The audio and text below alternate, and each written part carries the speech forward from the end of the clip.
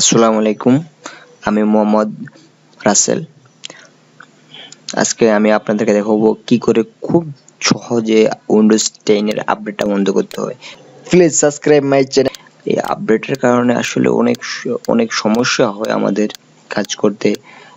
Net slow হয়ে যায় অনেক সময়, অথবা যারা মডার্ন ইউজ করি তাদের ক্ষেত্রে দেখা গেল অনেক মেগাবাইট খরচ হচ্ছে এই শুধু মানে আমাদের আসলে আপডেটের তেমন কোনো প্রয়োজন হয় না মূলত।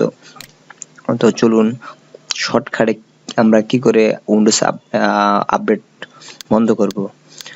প্রথমে মাই কম্পিউটার আপনার রাইট বাটন, ম্যানেজ,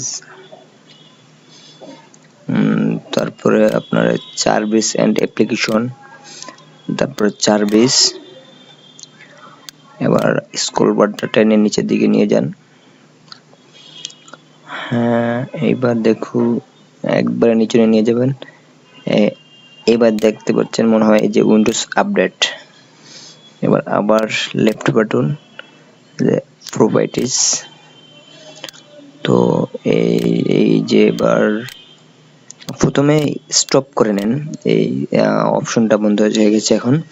তো এবার যাতে প্রতিবার অটোমেটিক অন না হয়, disable, apply, okay, that's it, কাজ শেষ। Thank you watching my tutorial.